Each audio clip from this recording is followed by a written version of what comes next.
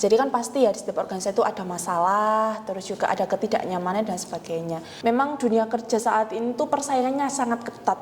Jadi teman-teman nggak hanya cuma bersaing sama anak Polinema aja, tapi dari seluruh universitas ternama di Indonesia. Oh ternyata kalau misal ada masalah gini tuh kayak gini, kita lebih bisa mengenal satu sama lain, terus juga akhirnya bisa punya motivasi untuk berkembang bersama.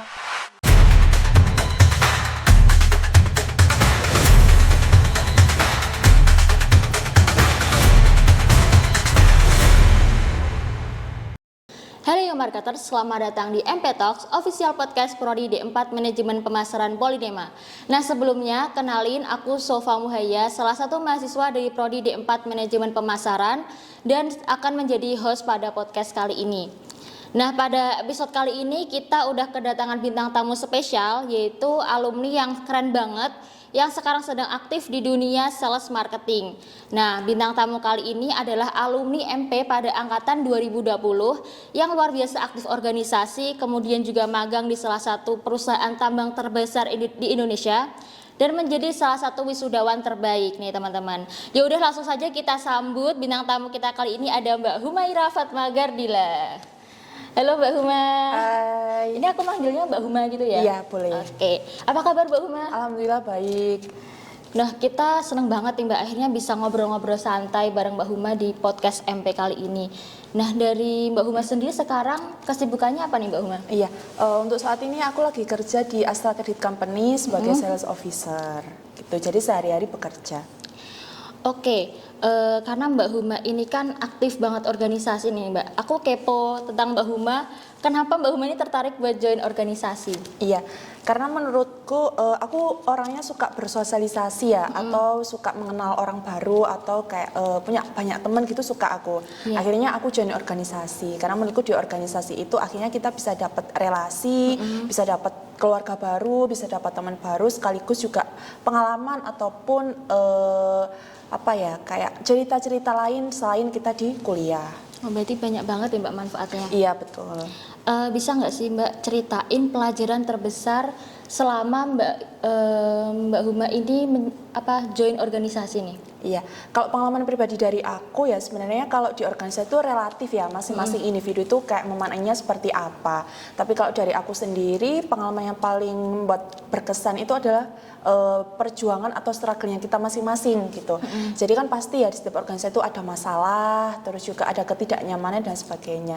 Di situ yang menjadi salah satu pelajaran, oh ternyata kalau misal ada masalah gini tuh kayak gini, kita lebih bisa mengenal satu sama lain, terus juga akhirnya bisa punya motivasi untuk berkembang bersama kayak gitu. Tuh di organisasi itu yang aku dapatkan, dan menurutku di organisasi akhirnya kita bisa healing ya. Kalau aku tuh akhirnya lebih keluar atau main itu sama teman-teman organisasi daripada teman kelas gitu.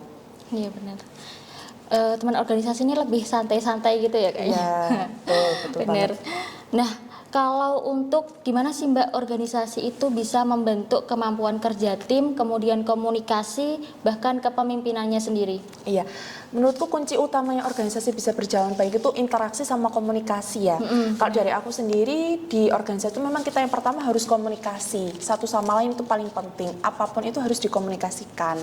Yang akhirnya kita bisa menjadi berinteraksi dengan baik. Itu salah satu kunci yang harus diwujudkan gitu.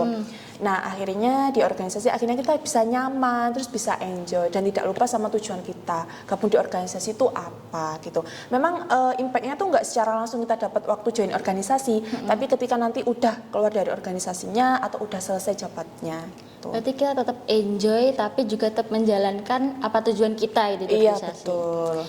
Nah ini aku mau tanya tentang magang Kak, karena kan aku yakinin dari teman-teman banyak juga yang mau magang, jadi siapa tahu dari Mbak Huma ini kita bisa tahu gitu loh tentang magang. Nah, gimana sih Mbak perjalanan Mbak Huma ini bisa dapat magang di salah satu perusahaan tambang terbesar di Indonesia? Iya. Oh ya teman-teman, aku dulu itu magang di Pama Group, salah satu perusahaan tambang yang terbesar ya di Indonesia. Pengalaman dan perjuanganku, aku dulu tuh punya list gitu ya, wishlist. Oh aku mau magang di perusahaan BUMN, mau magang di perusahaan yang menurutku, oh akhirnya aku bisa dapat banyak impact gitu ya. Aku dulu itu magang wishlistku pertama itu magang di Telkom Malang, karena menurutku kayak kita meminimalisir budget nih gitu kan, udah bisa bolak-balik ke kampus juga udah bisa magang di situ. Tapi ya memang karena kendalanya orang ya, itu struggleku dulu itu akhirnya belum bisa diterima di Telkom, karena waktu itu Telkom itu tidak menerima program magang selain mitranya. Nah kebetulan aku punya salah satu temen ya, salah satu relasi organisasiku itu dia itu juga ada dapat info gitu ya, kalau bahwasanya Pama Group itu buka open internship, yang akhirnya aku daftar. Kebetulan dulu di AN aku sama 3 orang yang lolos. Dari situ ada juga beberapa apa ya, kayak persyaratan. Yang pertama ada administrasi, terus ada interview, terus ada juga MCO. MCO ini dikhususkan untuk yang penempatan di site. Kebetulan dulu aku penempatannya di head office di Jakarta. Kalau boleh tahu Mbak Huma ini buat wishlistnya itu dari semester berapa Mbak? Aku wishlistku dulu di semester 4 ya. Jadi buat teman-teman semuanya nih ya, apalagi buat Sofa itu sebenarnya kalau kita sambil kayak lihat gitu ya, di luar itu banyak banget yang sudah mempersiapkan karir pet. Yang salah satunya aku dulu itu persiapan karir petku. Nanti di semester 5 aku kayak gini, di semester 6 kayak gini, di semester 7 khususnya waktu magang itu aku udah tahu apa yang harus aku lakukan. Berarti udah prepare-nya jadi sebelum jauh-jauh Iya, gitu betul. Ya? Kalau tantangan sulit Kak selama Mbak Huma ini magang, terus gimana sih Mbak cara menghadapinya? Kan di magang itu kan kita ke lingkungannya udah beda lagi gitu ya, budayanya juga. Gimana sih Mbak? Iya, magang di jurusan kita itu namanya kan praktek kerja lapangan ya. Gimana sih kita itu bisa tahu di dunia kerja itu gimana? Yang akhirnya kita bisa mengimplementasikan semua mata kuliah atau pelajaran yang kita dapat di kuliah. Struggle atau kesulitan kendalaku dulu itu karena aku nggak expert ya bisa masuk di perusahaan pertambangan yang dimana memang basicnya itu orang-orang teknik yang minimal aja dia tahu kayak gini kendalanya, kayak unit, kayak teknik itu tahu. Nah sedangkan aku dari jurusan administrasi niaga dulu pas masuk di Pama Group itu juga di highlight banget, dari mana, dari Polinema, jurusannya apa, teknik ya, maaf bukan gitu, jurusannya administrasi niaga. Ternyata di perusahaan tambang itu juga tidak merekrut hanya anak teknik aja, tapi juga bisa dari anak administrasi. Nah maksudnya di mana Mbak? Aku dulu masuk di HCD, Human Capital Development, yang di mana waktu kita kuliah, khususnya di MP itu juga menyediakan mata kuliah manajemen sumber daya manusia. Jadi dulu aku itu masuk di departemen HCD. Oke. Kalau insight-nya Kak, dunia kerja yang Kakak dapatkan dari pengalaman magang tersebut? Kalau dari aku kayak lebih menantang gitu ya, karena kan beda kalau kuliah sama kerja. Kalau kerja kita udah banyak melibatkan orang kayak dari beberapa tim, divisi, ataupun juga kayak partnership lainnya. Itu sih, terus yang aku dapatkan ketika aku magang, yang pertama itu ada kayak semisal, ternyata gini ya, kayak misal relasi public relationnya tuh gimana, terus juga ngehandle kegiatan yang melibatkan banyak orang, apalagi kan juga dikatakan nggak seumuran ya, terus berkaitan sama banyak divisi, itu sih tantangannya. Nah teman-teman, tadi kan kita udah bahas ada organisasi, kemudian juga magang. Nah Kak, aku mau tanya tentang ini, bisa Kakak menjadi salah satu wisudawan terbaik nih. Bisa nggak sih Kak ceritain proses skripsi sampai jadi wisudawan terbaik? Iya. Sebenarnya kalau untuk jadi wisudawan terbaik itu bukan hanya faktor skripsi ya teman-teman. Jadi ada banyak faktor. Salah satunya adalah nilai IPK. Jadi mulai dari semester 1 sampai semester 8 memang aku orangnya itu kok dikatakan ambis, sebenarnya enggak ya. Aku juga sama kok sama teman-teman, kayak ngerjain tugas juga masih telat. Apalagi aku dulu juga join organisasi, terus juga aktif di beberapa event gitu ya. Terus juga ada magang gitu. Terus aku dulu juga sambil kerja. Nah, akhirnya di situ kita tahu ternyata ada beberapa faktor yang mempengaruhi aku bisa jadi wisudawan terbaik. Nggak hanya cuma dari nilai IPK. Nah, terus dari skripsi ya, sebenarnya setiap orang itu punya proses sendiri-sendiri ya, aku percaya itu. Dan salah satu motoku nih teman-teman, trust the process. Nggak ada proses yang akan mengkhianati hasil, itu pasti. Dari mulai semester 1 ya yang aku terapkan, ya sudah, lakukan semaksimal mungkin.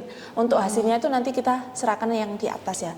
Alhamdulillahnya hamin 1 minggu wisuda itu aku dapat confirm dari admin, Mbak nanti itu ya selamat, nanti bisa gabung di wisuda gelombang 1, nilai IPK-nya sekian gitu. Terus akhirnya ya alhamdulillah dari Polinema juga memberikan aku kesempatan buat speech waktu wisuda. Gitu.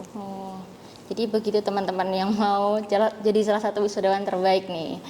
Nah, kalau untuk manajemen waktu Kak antara akademik, kemudian organisasi dan juga magang, gimana sih Kak caranya? Iya. Kalau dari aku ya pesannya kan setiap orang itu pasti tahu ya limitnya sendiri-sendiri. Oh kamu ketika capek itu gimana? Oh kamu kalau bosan itu gimana? Itu kita harus bisa manage itu yang pertama sebelum manage waktu. Kalau dari aku sendiri ya kalau waktu kuliah, kalau waktu organisasi. Jadi kita udah punya skala prioritas. Kalau aku tipe orang yang aku bisa multitasking, tapi aku nggak mau pekerjaanku itu akhirnya aku multitasking juga. Misal, oh aku organisasi, aku nggak mau ngerjain kuliah. Jadi waktunya kuliah, waktunya organisasi. Dan manage waktuku dulu. Kalau misal kita pagi kuliah, sore ada rapat organisasi, ya udah berarti waktu ngerjain tugas malam.